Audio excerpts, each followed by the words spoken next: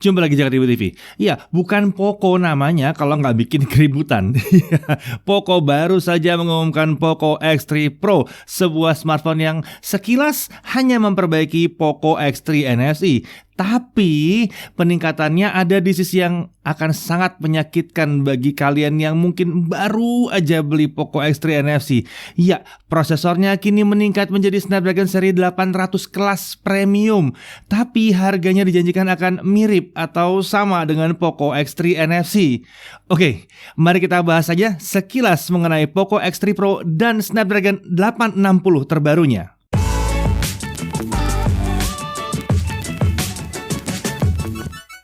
Oke, saya harus ingatkan dulu yang melakukan peluncuran Poco X3 Pro ini adalah Poco secara global ya. Jadi Poco Indonesia belum meluncurkan Poco X3 Pro untuk pasar lokal Indonesia saat video ini dibuat. Seharusnya sih Poco Indonesia tuh akan meluncurkan varian ini, tapi nggak lama lagi, bukan sekarang ya.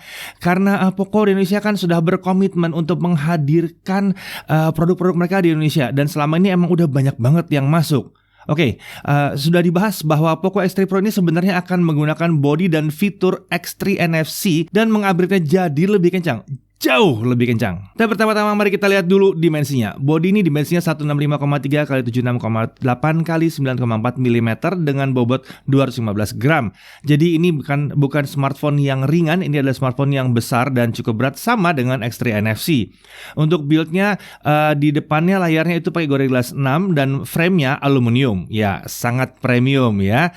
Dan sayangnya SIM card-nya ini adalah hybrid dual SIM, jadi bukan triple slot tapi hybrid. Tapi nggak ada masalah, cari aja storage yang gede. Dan yang paling menarik dalam desain ini adalah tetap menggunakan IP53, di mana di sini ada proteksi terhadap debu dan cipratan air ya. Untuk desain di punggungnya sekarang sudah ada versi yang pakai matte atau doff di belakang, jadi nggak ada sidik-sidik jari lagi. Warna tersedia ada 3, ada Phantom Black, ada Frost Blue, dan ada Metal Bronze di situ. Kita nggak tahu warna apa yang akan tampil Indonesia tentunya ya, karena ini yang dihadir di global ya. Nah, masih sama dengan Poco X3, versi Pro ini menggunakan fingerprint sensor di sisi tombol power. Ini enak sih, efektif dan cepat, dan tentunya karena bukan pakai layar AMOLED jadi susah untuk pasang fingerprint di layar ya. Nah, untuk sistem audionya dia pakai 2 speaker stereo masih sama dengan X3 NFC, dan ada 3,5 mm jack masih tersedia juga. Emang ini paham banget dengan kebutuhan kaum kere-hore ya. Nah, lalu apa yang berubah? Ya, seperti dibahas tadi, dari sisi performance ditingkatkan dengan menggunakan Snapdragon 860. Ini dikatakan sebagai SoC atau chipset atau prosesor 4G terkencang di tahun 2021. Ya, Snapdragon 860 ini menggunakan proses fabrikasi di 7 nanometer CPU octa-core. Dengan core utamanya ada 1 biji yang ada di 2,96 GHz Kryo 485 Gold, lalu ada 3 unit yang 2,42 GHz Kryo 485 Gold, dan ada 4 unit 1,8 GHz Kryo 485 Silver dengan GPU Adreno 640. Bentar. Iya, pada dasarnya ini adalah Snapdragon 855 Plus. Iya, Snapdragon 855 Plus yang tadinya hadir di smartphone gaming kelas atas, sekarang hadir di Poco X3 Pro. Luar biasa. Qualcomm bahkan memposisikan spesifikasinya dalam kolom yang sama dengan 855 Plus. Nggak dibedakan. Jadi 855 Plus garis miring 860. Luar biasa. Setelah kami usut, perbedaannya itu sebetulnya katanya itu hanya di kemampuan menampung RAM saja. Jadi kalau 855 Plus hanya sampai 12 GB, 860 ini bisa mencapai 16 GB. Tapi ini nggak dipakai di Poco X3 Pro juga ya. Nah, jika melihat dari struktur Snapdragon 855 dan 855 Plus yang sebetulnya sama aja, cuma beda kecepatan doang, si 860 ini memiliki modem 4G LTE terintegrasi dalam chip utamanya. Nah, SoC ini seharusnya bisa juga sih pakai modem 5G. Akan tapi produsen smartphone-nya harus nambah di sisi boardnya, jadi di luar SoC utamanya. Kayaknya sih ini agak sedikit nggak mungkin karena harganya akan melonjak tinggi dan boardnya akan jadi lebih besar. Nah, untuk Poco X3 Pro ini jelas Poco tidak nambah ya 5G-nya ya. Dan ini karena tidak ada modem 5G-nya tidak bisa di-upgrade pakai software ya, karena modem fisiknya tidak ada. Diingat-ingat, jangan teriak-teriak nanti ada update jadi 5G. Kalau modemnya nggak ada, ya nggak bisa di-update ya. Oke, kemudian Poco menjanjikan bahwa performance-nya si Poco X3 Pro dengan Snapdragon 860 ini di Genshin Impact, ini kayaknya jadi patokan banget ya game satu ini ya, bisa ada di 50 frame per second untuk setting high. Ini sangat menarik sekali. Kalau 50 berarti ini adalah high 60 fps yang sering kami coba ya, sering kami pakai. 50 fps itu tinggi sekali sebetulnya kalau bisa konsisten. Lalu untuk Antutu 8 versi terakhir dijanjikan mencapai 491.412 poin. Lagi-lagi untuk versi menengah ini keterlaluan tingginya, karena biasanya di kelas mid itu ada di 200 sampai maksimum 300 lah paling ya. Nggak akan jauh-jauh banget. Ini udah hampir 500.000 skornya. Emang tinggi banget dan harusnya kencang dan nyaman ya. Nah, prosesor seperti ini yang kencang ini tentunya harus ditemani dengan pendingin yang baik. Nah, Poco menyediakan Liquid Cool Technology 1.0 Plus. Ini adalah teknologi yang seharusnya bisa menyebarkan panas ke seluruh tubuh smartphone supaya nggak kepanasan. Bukan mendinginkan dengan menghilangkan, karena panas tidak bisa dihilangkan begitu aja, harus disebarkan ya. Janjinya adalah prosesor bisa lebih dingin sekitar 6 derajat Celcius ketimbang nggak pakai. Lalu dia juga menggunakan multi-layer graphite dan dia menggunakan D5 copper heat pipe. Jadi harusnya ini cukup oke untuk menyebar panas. Oke, untuk RAM dan storage ada dua pilihan, ada yang 6128 dan ada yang 8256. Untuk storage-nya ini pakai UFS 3.1 dan untuk RAM-nya harusnya dia pakai LPDDR4X. Dan kalau mau pakai microSD-nya bisa disupport sampai dengan 1 terabyte, jadi bisa sampai besar banget. Kalau kalian mau pakai single SIM, jadi single SIM sama microSD, bisa itu ya. Nah, untuk baterai dia menggunakan lithium polymer 5160 mAh non-removable yang dijanjikan ini bisa cukup untuk 11 jam gaming, 18 jam video, 117 jam musik ya, dan 6,5 jam merekam video. Dan ini ditemani dengan fast charging 33 watt yang janjinya akan bisa mengisi sampai dengan 59% dalam 30 menit dan 100% terisi dalam hanya 59 menit. 1 jam lah ya, 1 jam 100%. Dan yang paling penting, chargernya ada dalam box paket penjualan. Ini penting banget ya. Nah, untuk display dia masih menggunakan layar yang lama sepertinya ya, sama dengan X3 yang lama. Dia pakai layar IPS 120 Hz. Dia punya dynamic switch, ini bisa naik turun dari 50 sampai 120 Hz. Brightness-nya memang 450 nits, belum tinggi-tinggi banget tapi udah oke ya.